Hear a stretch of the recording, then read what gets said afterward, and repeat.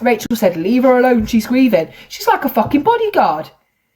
When I called out what was happening for Jay, she was like, I'm taking Hayle comet to court. And what did I say? Rachel, take me to fucking court. Take me to court and I will counter sue you for using a missing person Facebook page in order to control a narrative. You were deleting messages which can be proven through that page that would have found Jay Slater sooner in order to protect your son. So take me to court. Because I'm a big mouth bitch and I collect information. So I'll stand up in court and say, yes, Your Honour, absolutely did tell Rachel that she was a desperate slag who was literally trying to control the narrative in Jay Slater's case and had probably banged loads of Brad's friends. Yes, I did, Your Honour. But what I want to say is this. Absolutely, I did say that. Yes, I did. But I will also say, I said that because she was constantly baiting out a missing person in order to feed her own narrative. And all while updating her Facebook page, so she was wearing an orange fucking jumpsuit again. Do you know what I mean, you fucking turd burglar? I'm not having that. Then you blocked me on fucking Snapchat so I couldn't watch you lovingly make fucking tuna fucking subs for your son. And that's all I wanted to watch was you making fucking chicken and tuna subs. Because no one knows how to make a fucking roll. And you're fucking acting like you're fucking Gordon Ramsay. First of all, I put the butter on. Then the chicken, then the mayo. All right, fucking Master Chef, calm down. Do you know what I mean? You want to watch her for fucking what's it called? Panini press. Fucking hell, she acted like she was the first woman on the moon. Do you know what I mean? She took control of everything. Literally. Never seen anyone pounce so much when they make a fucking sandwich. Literally, she's on live like that. No. Then you get the chicken. Ooh, ooh. Then you butter the bread, don't you, Brad's son? Ooh, ooh. Literally. No, I don't have to do a fucking school run. My kids are at club. Yes, you did saw my big batty in action. Right, is what we call like coercive control. She got out there very quickly and she put so much kind of pressure on Debbie at all times like this. She put so much pressure on Debbie like this at all times that Debbie couldn't breathe or think for herself. Thank you, my two beautiful children. So Debbie could just not think and she could not act in any way because she was constantly under the pressure. And because of this seems to have continued back home. It happened at the funeral. It happened in loads of different situations where Warren has felt kind of ousted out. And Rachel, if you even see from the interviews that Debbie was doing abroad, was constantly sat there watching. Now, just because it's not a man doing it to a woman, it doesn't mean it's not abuse. When you're in someone's head all the time, and especially when you're a woman who Debbie was on her ass, right? Debbie had lost her son. She's gone to can you imagine anything worse? Then your son is missing in a foreign country at 19 and nobody knows where he's gone. So you rush out to Tenerife. What did Debbie say from day one? They've taken my son. What did Debbie get told in order to think they'd taken him? That he wasn't just lost, that he hadn't just walked off, that he wasn't at a party. What did she think and what had she been told to be like, they've taken my son. They're holding my son. Because in most cases, if my daughter went missing abroad, I'm going to be like, oh, she's just partying, like she's done this, she's done that. Because I am going to believe it's anything other than my nightmare, right? It's like, you know, I'm going to be there on the media pill, like, please just come home, just message me, like, everyone's worried, like, oh my God, she's literally, she's so sociable, she's probably at a rave, she's probably here. It's not going to be like, oh, somebody's holding her against, you know, the criminal underworld are involved, because you're not going to think that. She's your little kid, you know, and you're his mum, so he's just a little dipshit at that point. Do you know what I mean? You need to get in contact, whatever you're fucking doing. But she said no. And we know that she was already booking flights way before she said she was told by the police that Jay was missing. Debbie was already booked onto a flight, which tells me someone else told Debbie before the police that Jay was missing. What did they say? What was Lucy Law and Brad's words? What did they say? Jay's missing. He's gone missing in the Masca Mountain. No one knows where he is. Or Jay is in a situation where they fucking got him. They're going to kill him. He was doing. Somebody told her something. Her original story was always the holding Jay. Remember the message that she said she got that she couldn't show anyone because it come on Snapchat, WhatsApp, but she couldn't show anyone.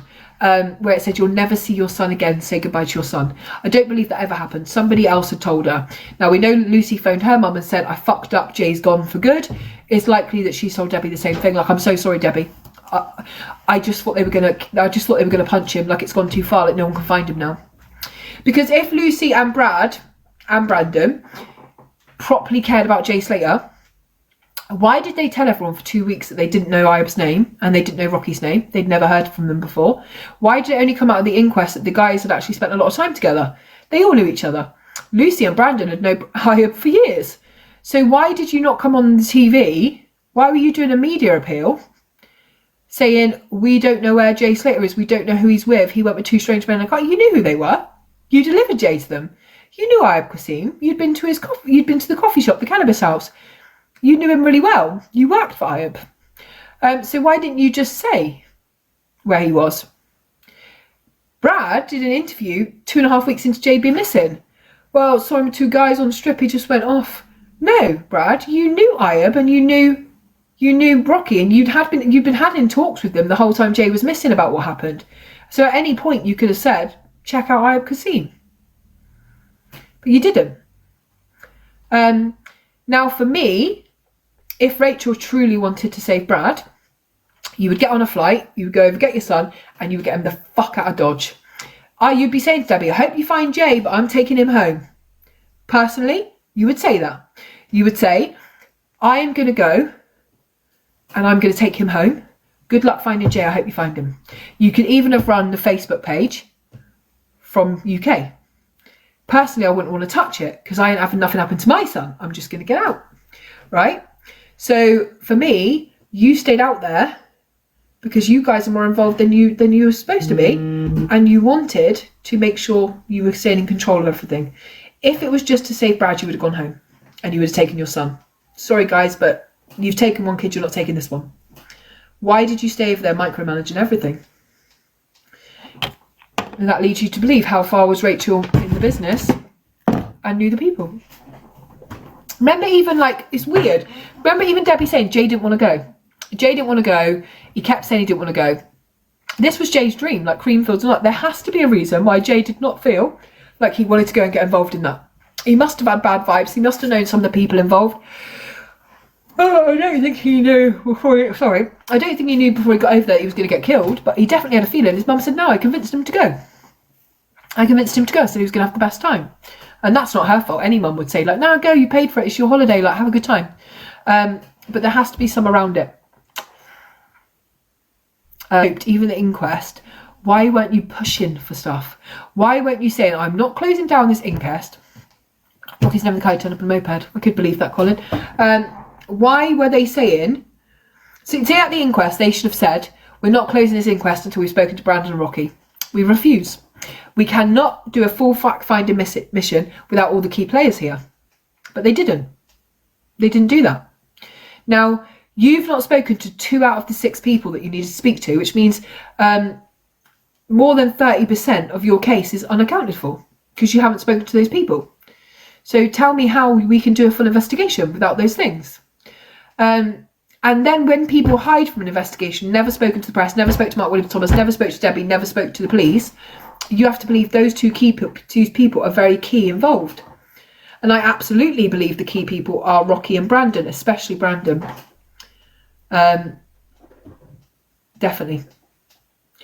Brandon, apparently one of Jay's friends, travelled out there with him, very close, but then didn't give a fuck when Jay went missing. Was at a wedding back in Lancashire saying Jay Slater's dead, when Jay had only been missing for a week. No one knew he was dead.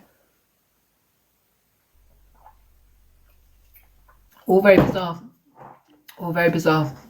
The only thing I can't absolutely tell you is why Jay left, why Jay died. There is a lot of stuff. It could have been a bag, it could have been drugs, could have been he pissed the wrong people off, it could have snobbed someone's girlfriend, could have been a million things.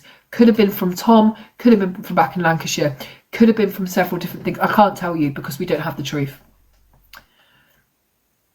Something tells me personally that for at least 3 days, if not going back longer, everybody knew that everyone was after Jay. Jay knew at least for the 12 hours before he died that he was going to die, that he was marked. And that tells you that he saw key people in the club that night. I believe that he came across some people, Tom Hilton, in the club that night that made him realise, oh my God, it's closed in on me. I'm marked. If I had to take the biggest leap of faith, I believe that Tom Hilton is very connected to Jay's death. Particularly the passing of Tom Hilton's dad, which I believe his probably dying wish was that Jay was going to pay for what happened to Tom Hilton. I fully believe Tom Hilton was in that club that night, and I have seen evidence he was in the club that night. We know he was in Spain. He just refuses to be in Tenerife at that time. He could have got there a million different ways. Now, in some of the footage, we hear Tom say to Brad, Jay say to Brad, that's Tom. And I believe at that point, Jay is clever enough to think, fuck, I've been set up.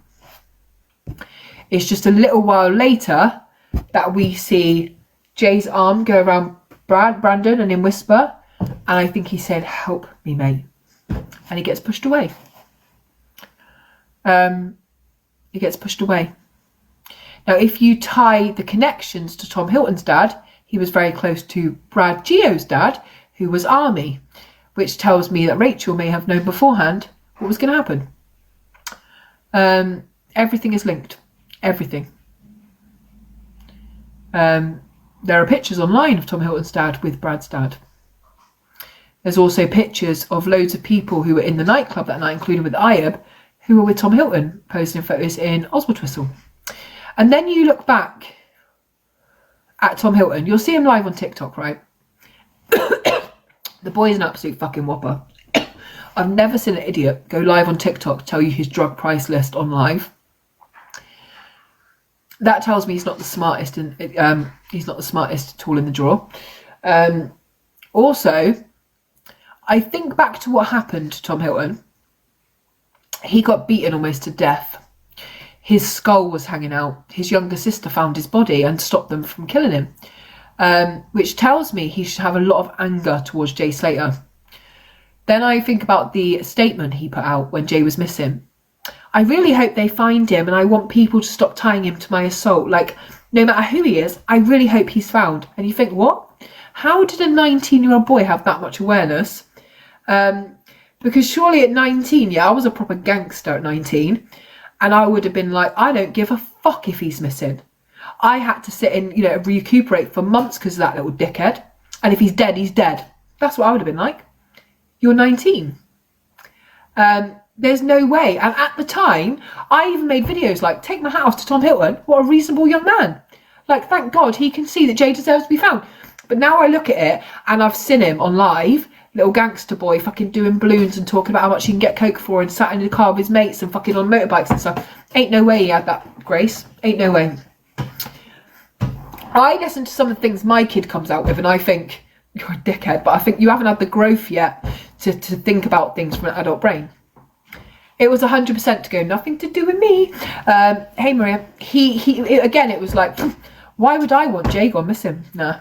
Do you know what I mean? But when you deep it, like, there's no way you'd be like, no matter what, I hope the young man gets found. Do you know what I mean? Yeah, it's a lot, isn't it? When I watch things all the time, and I have done for ages. Like, I've literally will sit in Tom Hilton's life for hours just watching. I watch behaviour, I watch what people are doing, I watch what's going on, who's gifting you, what you're saying, all the stuff. I'll just watch it. And I've got to know his behaviour and who he is and kind of how he acts. And I know for a fact that he hasn't got any grace for Jay Slater. Don't forget that Jay Slater was arrested 2 times. He was arrested once for what happened to Tom. Months after that, even after he got no time, there was another in Blackpool. They had a fight. Jay was arrested, warrant out to go and pick him up from the police station. That's because him and Tom Hilton had bumped into each other in a shop and started fighting outside the shop again. So they weren't over it. They hated each other. That was the second time they'd had a fight. This time it was a fair fight because Jay didn't have a weapon and all his friends. But they were still fighting. And that was a week before he went to Tenerife. A week or 2 weeks before he went to Tenerife. And Warren went to pick him up from the police station. So all of that stuff, and I don't even know if I've ever talked about that before, they hated each other. There was no peace. There was no peace. So at that point, Debbie's window was put in twice. Once before, once afterwards. Warning, be quiet. Thank you, Michael. Thank you, Carol. Everyone remind me that Corey's got to change his name to Corey Comet tomorrow because we kicked his ass in the battle. We more than doubled his points. He was fuming, when he was raging. Yeah.